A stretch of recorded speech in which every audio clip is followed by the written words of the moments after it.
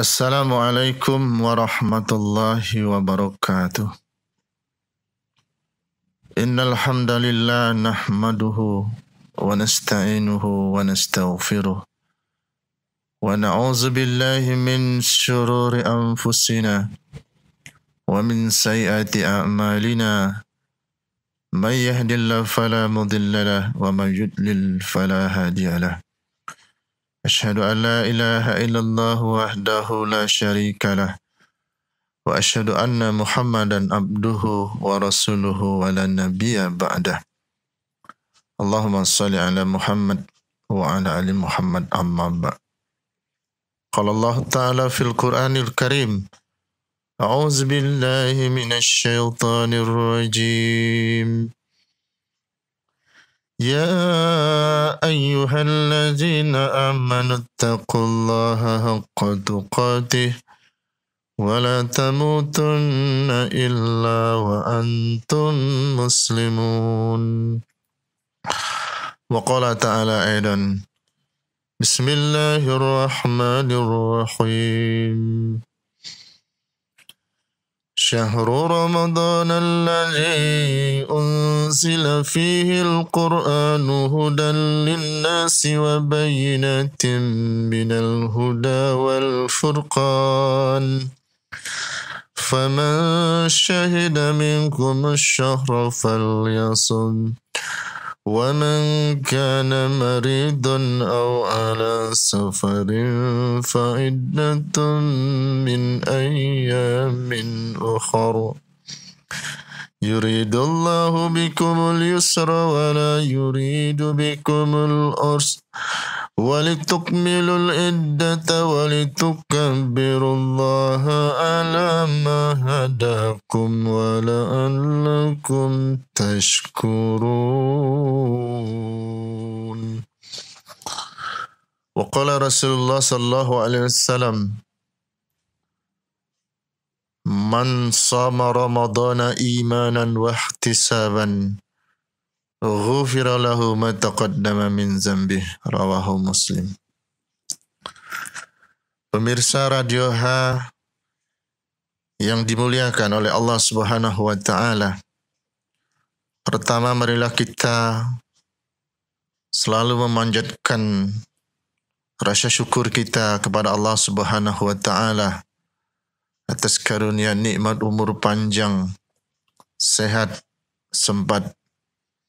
Dan alhamdulillah pada sore hari ini Allah mudahkan kita untuk bersilaturahim meskipun lewat udara, lewat Radio H.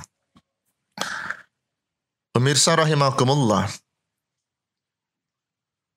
kesempatan yang baik ini menjelang buka puasa di sore hari ini, saya akan menyampaikan pendapat Ibnu Qayyim al-Jauziyah tentang 10 perkara yang sia-sia dalam hidup ini.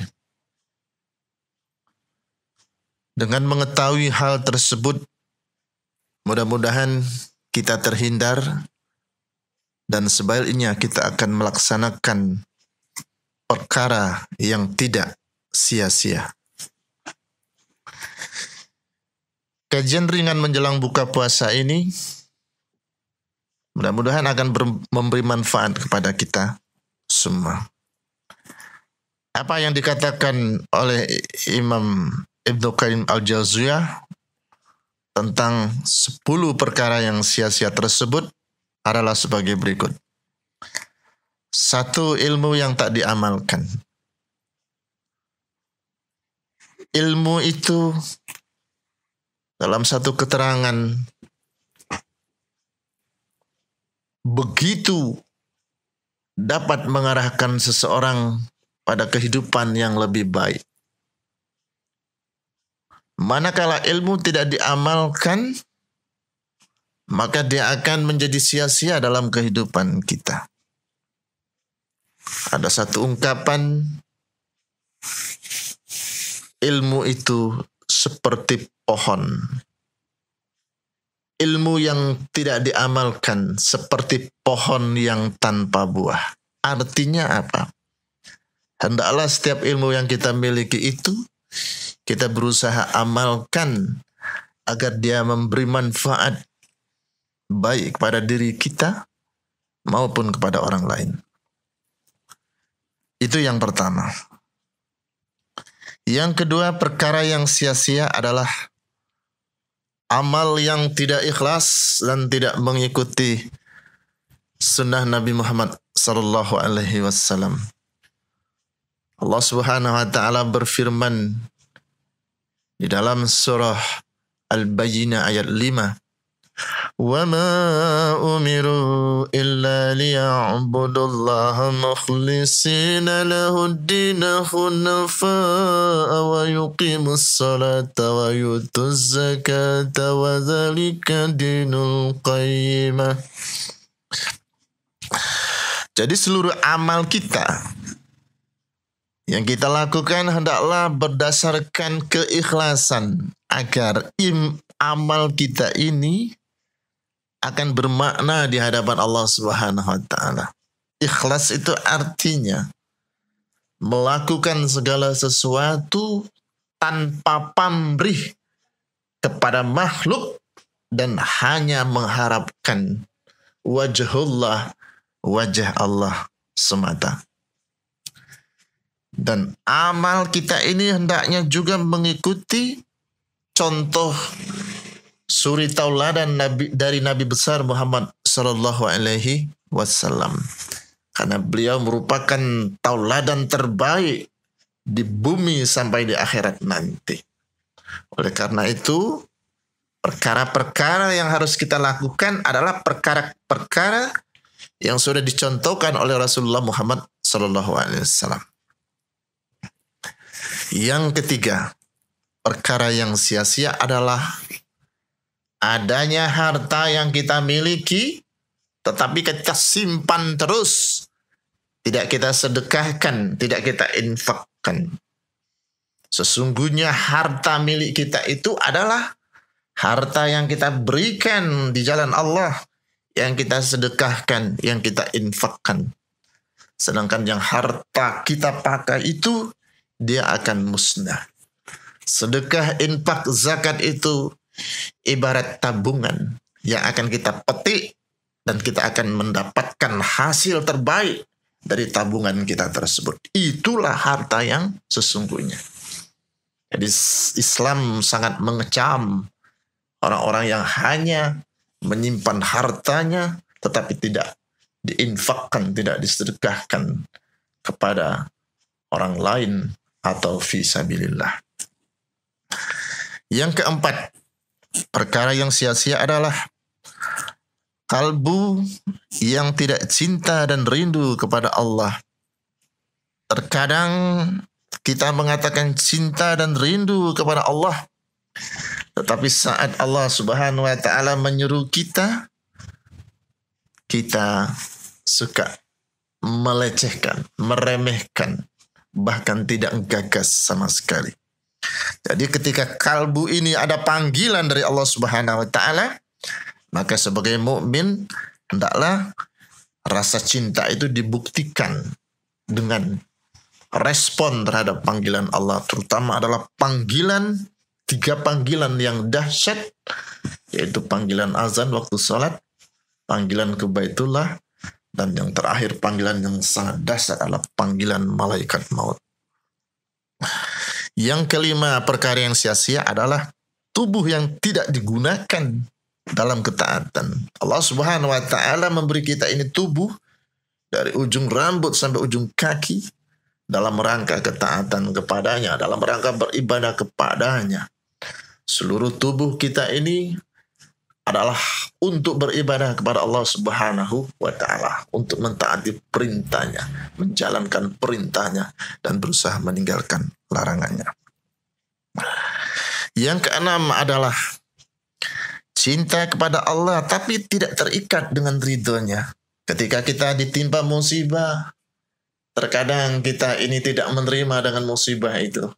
Seharusnya kita sebagai muslim apapun yang sudah ditakdirkan oleh Allah Subhanahu wa taala, maka kita terima dengan ikhlas, kita ridho menerima semuanya. Ini merupakan bukti bahwa seseorang itu kalau cinta kepada Allah, maka otomatis dia akan ridho terhadap ketentuan-ketentuan yang Allah berikan kepada kita.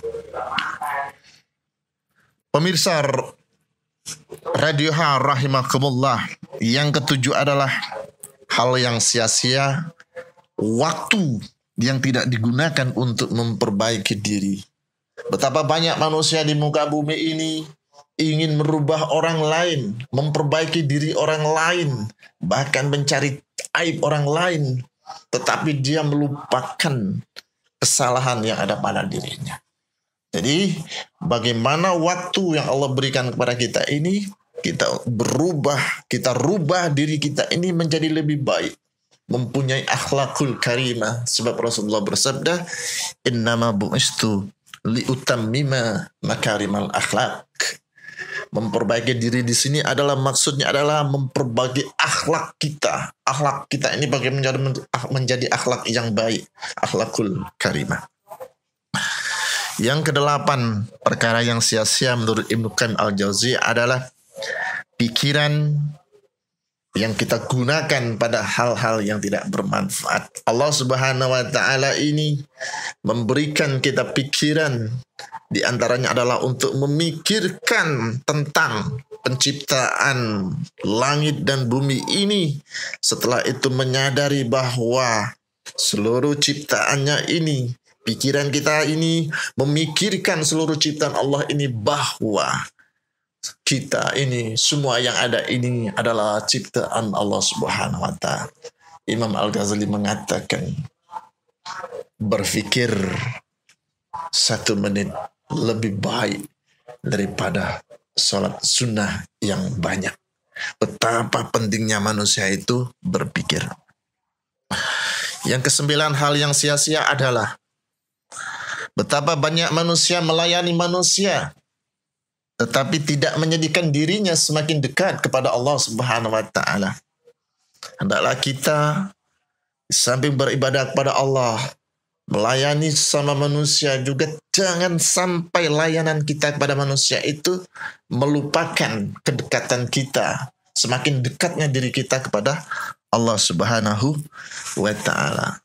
Kita melayani manusia penting, tetapi jangan sampai hanya melayani manusia sehingga kita tidak semakin dekat kepada Allah Subhanahu wa ta'ala. Yang ke-10 menurut Ibnu Qayyim al-Jauziyah, perkara yang sia-sia adalah takut kepada manusia secara berlebihan. Betapa banyak dalam kehidupan ini kita saksikan manusia itu takut kepada manusia itu sangat berlebihan. Kadang-kadang melebihi takutnya kepada Tuhan, kepada Allah Subhanahu wa ta'ala. Padahal orang mukmin itu yang paling utama takutnya itu hanya takut kepada Allah semata. Kepada manusia itu jangan terlalu takut, biasa-biasa saja. Kita menghormati terhadap sesama manusia, biasa-biasa saja. Tidak perlu kita terlalu tunduk, manut kepada manusia. Apalagi kepada pemimpin yang terkadang tidak sesuai dengan aturan ajaran syariat Islam. Kita ini takutnya hanya kepada Allah semata. Pemirsa Radio Ha rahimakumullah, demikian yang dapat saya sampaikan kultum singkat pada sore hari ini dalam rangka menjelang buka puasa di Radio Ha yang tercinta ini. Mudah-mudahan apa yang saya sampaikan ini bermanfaat untuk diri saya dan juga pemirsa Radio Ha yang dimuliakan Allah Subhanahu wa ta'ala. Terima kasih atas perhatiannya. Mohon maaf atas segala kekurangannya. Nasrun minallah wa fathun qarib. Wassalamualaikum warahmatullahi wabarakatuh. Didukung oleh